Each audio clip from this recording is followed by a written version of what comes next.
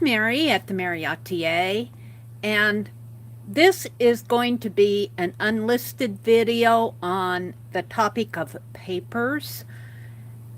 I'm going to make it unlisted, and then I will review it, and if I like it, I'll publish it. So, I received an email with a question from one of the viewers, and they wanted to know, is there a right side and a wrong side to mixed media papers? That really got me to thinking about paper and the papers that we use in mixed media art and in our art journaling. Oh my goodness, there's an awful lot of different kinds of papers. So I got out my little Society of Idea Collector journal, and I did the mind mapping thing. Now, I'm going to zoom in so that you can see this better, because I did this for me. When I do something online where people are actually watching, I write on a different type of paper, and I write with my larger bold pens. But since this was for me, and I'm sitting in my recliner, I'm using a Sharpie pen that does not soak through. So already we have an interesting question. What type of pen is she using? Is she using some type of an alcohol-based pen that could soak through very, very easy? What is the weight of the paper is using? So, okay, we're getting into mind mapping. But before we get into that, I did the list. I did a list on different types of papers. Now, I'm going to zoom in a little here so that you can see while I'm reading down my list. And I'm sure I don't have all of them. I just said list, papers used in art journaling and mixed media. Define how the paper is different from the other, the substrates, how does it differ from canvas and cardboard and foil. We want to actually talk about paper. Now, there are different types of paper, and papers are made up of different materials. And you'll see this as I go through my list. So I'm just going to run through this. I come up with 47 so far. I'm sure there's more. I got notebook paper, copy paper, food wrappers, food liners, like I'm thinking like graham cracker liners, cracker liners, cereal liners, parchment paper, the type that you use for baking, and parchment paper, the type that you use for calligraphy or writing. Stationery, watercolor paper, poster paper, which is more of a poster board, but it is a paper substrate. Sketchbook or drawing paper, mixed media paper, UPO, tablet paper. I'm thinking of a children's tablet. Newsprint, coated papers. You see a lot of coated papers in brochures, advertisements, books. And we get to book papers that are not coated, that are bound books. Graph paper, blueprint paper, ledger or accounting paper, journal papers. I'm thinking of a bound journal, magazines, junk mail, and I'm thinking specifically of the enclosures in, like letters and brochures, instructions, certificates, ads, subscription cards, return envelopes, that type of thing that you get in junk mail. It's all paper. Envelopes, and when they're all different sorts of envelopes, that could be a whole nother category. Any of these could be a whole nother category. But this is different types of paper that we typically see in our mixed media.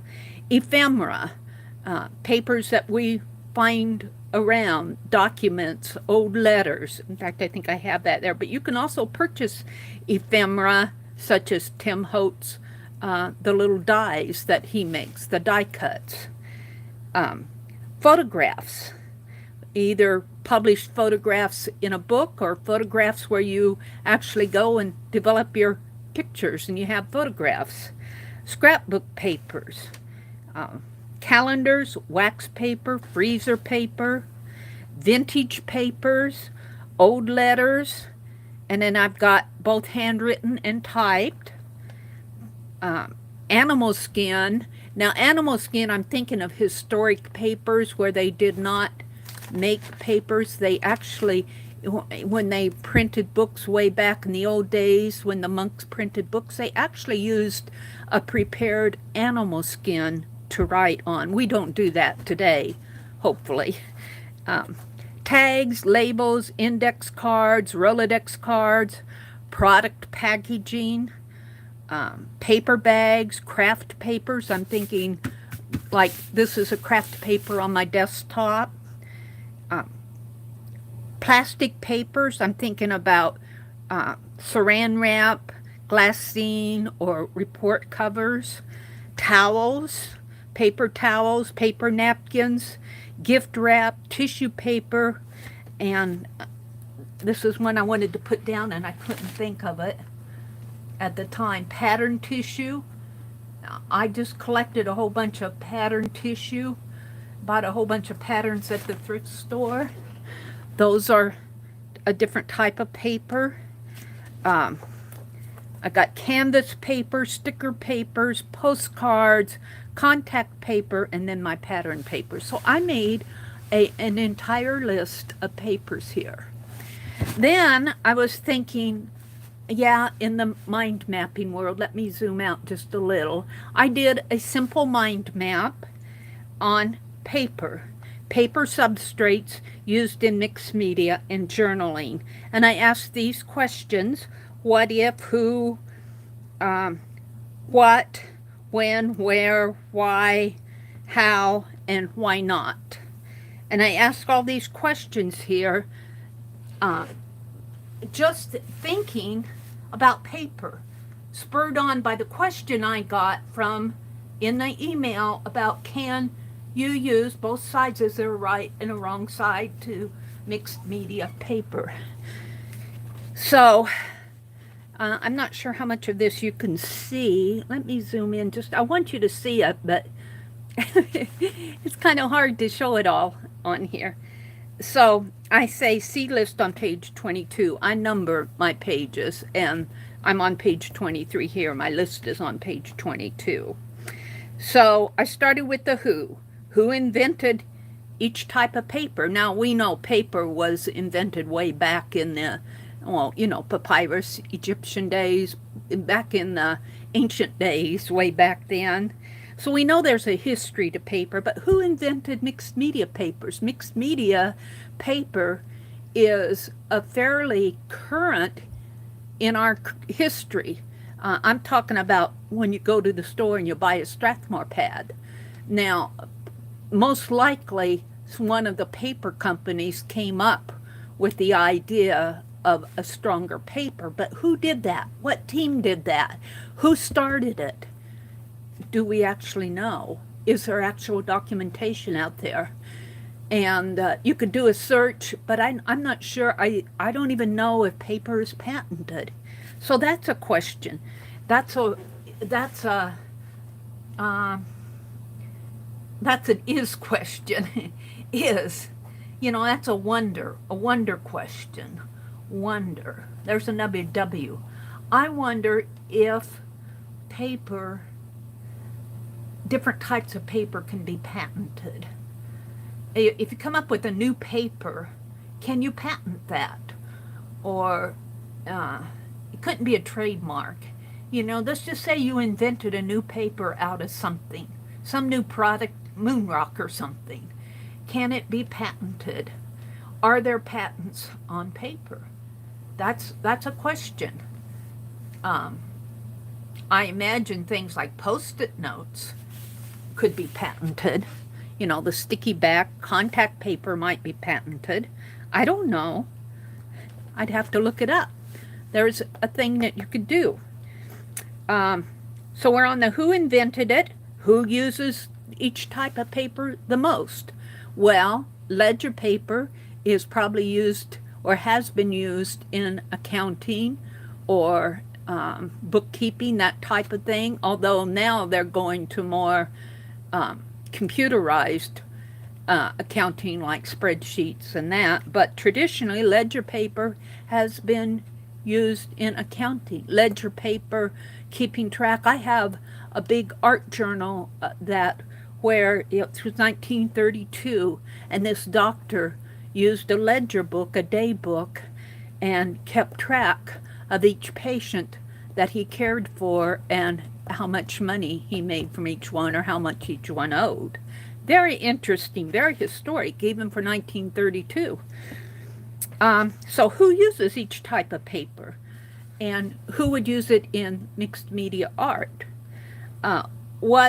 Let's see, I'm into the what questions. What is a paper tooth? Now, we'll talk more about this when I flip over and actually talk about our question that I received in the email. But what is a paper tooth? What does that mean to us? What are examples of each type of paper? What is the value of each paper in terms of both the value of its usability and the cost of the paper? The cost, what does it cost to manufacture it? What does it cost us to purchase it? What does it cost the store to stock it? So what is the cost? And then I got what are some experiments that we can do on each type of paper? We'll get to that. When did each type of paper come into use? Can we do any type of research about, well, we know that papyrus was used way back in the ancient days, and linen papers, the linen flax papers, animal skins. So, but when did mixed media paper come into use?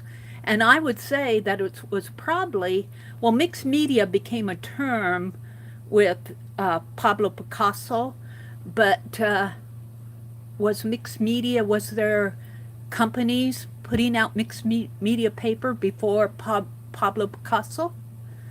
Was there a stronger paper out there? That's an interesting question. I don't even know if we can find the answer. Where can we get these different types of papers? Where to use it in our products, or in our art projects, and where are we going to keep it all? Where are we going to store it in our studios? And then we get into the why questions. Why are some papers better for some types of media than others? Why does some paper receive media and reject other media? Why is paper tooth important? Why does some media soak through and some doesn't? Now that may have to do with your actual media too, but it has to do with the construct of the paper too.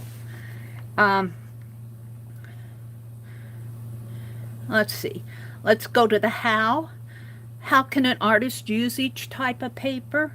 And then I get to my why nots. Why not stitch together different types of papers?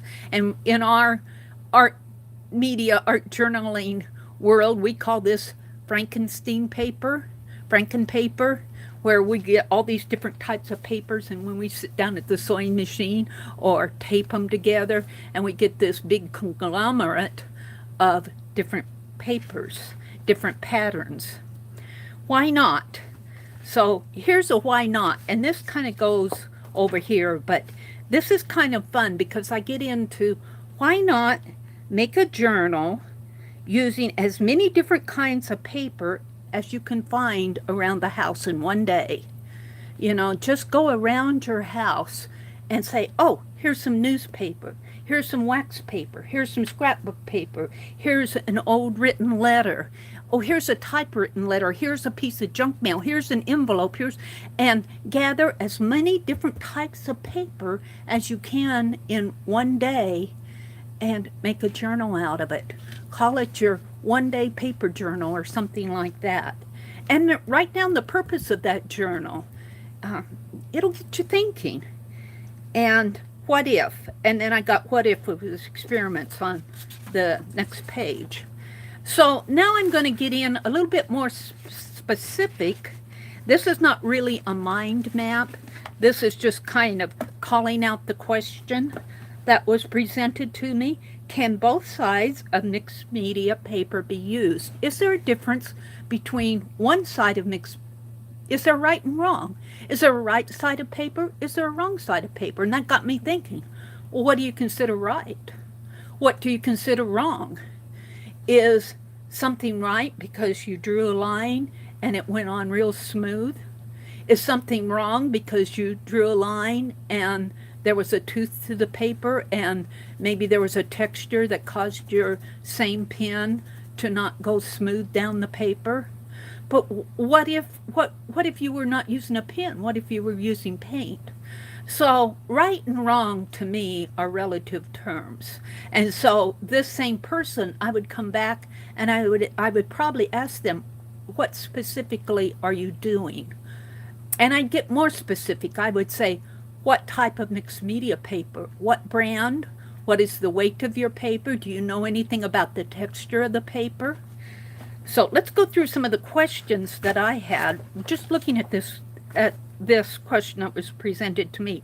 And I'm calling this person X because I don't want to name them here. But, I'm just saying this person watched one of my videos and sent me this question. So that was the who. What was, they had questions about the right and the wrong side of mixed media paper. That's what I presented up here. When? Well, it was this week. I got it in the email. Where? It was on email presented to me because they were watching one of my old videos where I was using mixed media paper. Why?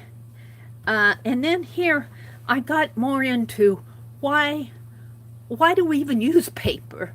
And this really doesn't really relate specifically to this. It probably could go over on the other mind map, but we use paper to communicate. Maybe they were trying to get an education. Maybe they were testing me to find out, did I know? Maybe they know and they wanted to know if I knew. Maybe they just wanted to know. It was a knowledge question.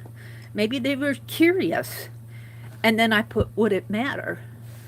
But we use paper to express ourselves, to communicate with others. We use paper to express ourselves in writing or painting or drawing. And we're communicating to somebody else a certain visual or a word or a thought.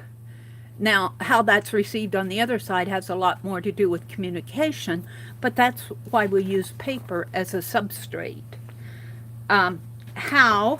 For my how, I got to illustrate my thought. How are they using it? I want to know what they're doing. How are they using that paper?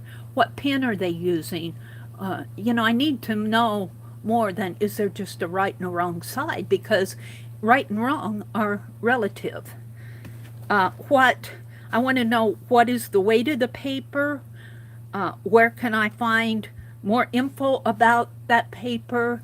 Is it Strathmore paper? Does Strathmore, let's just say it was a Strathmore mixed media pad, does Strathmore have an article out there about mixed media paper? And even if you go to buy that paper, if you look in the description box, they'll give you the pound of the paper, the weight of the paper, how strong is that paper. And then you could even do let's see. I'm going to put a note here, down here, for my future reference.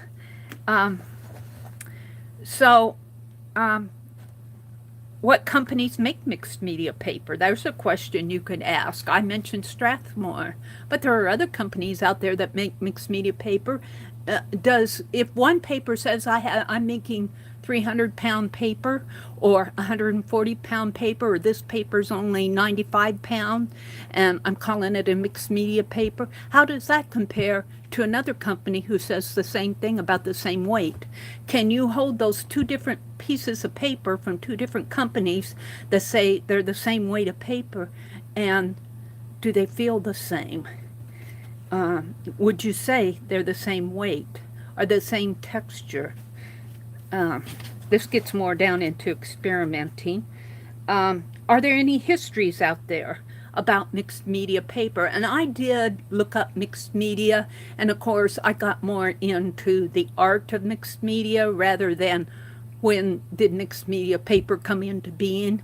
I would imagine that mixed media paper was the industry's answer to artists' needs to put more than one type of media down on paper. I think it was probably a response from the paper industry serving artists to meet their needs for a strong paper that would receive different types of media all at once.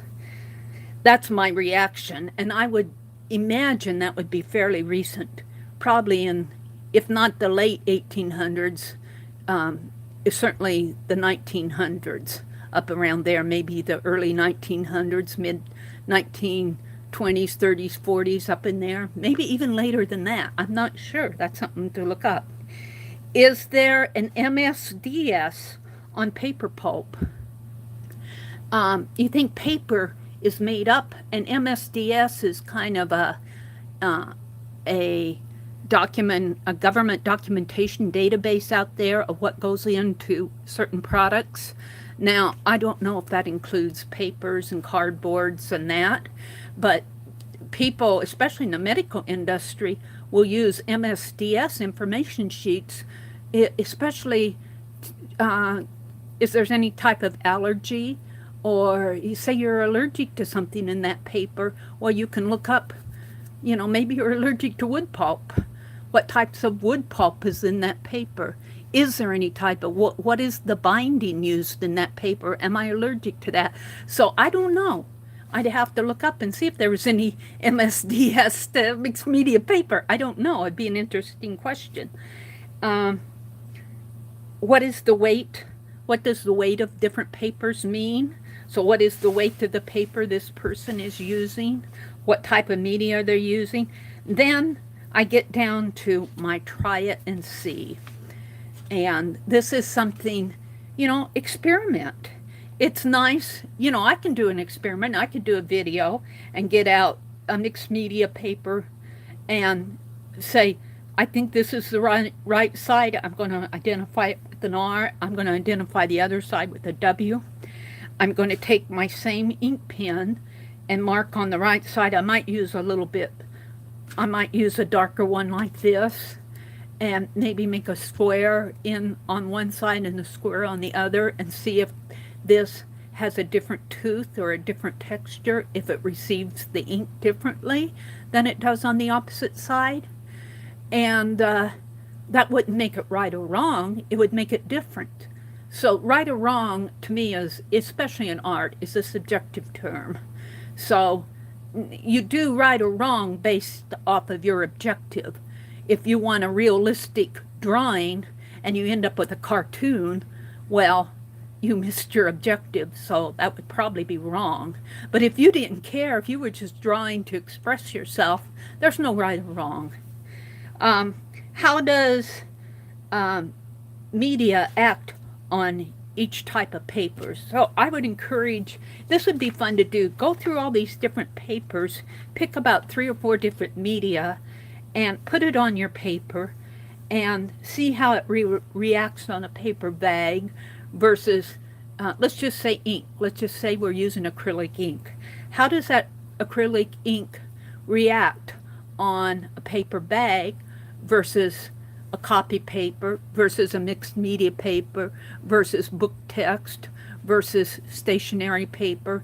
Experiment. Document your experiments. That would be fun. And then my other to-do was do a a day of papers journal. And I mentioned this on the other side there, where it would be fun. Just take a day. Take a day that you're at home. You're not going, well, you might go to the post office and pick up a brochure at the post office. Maybe, maybe there's an advertisement, or maybe even one of those envelopes, or not envelopes, but the little forms that you fill out for address changes, that type of thing.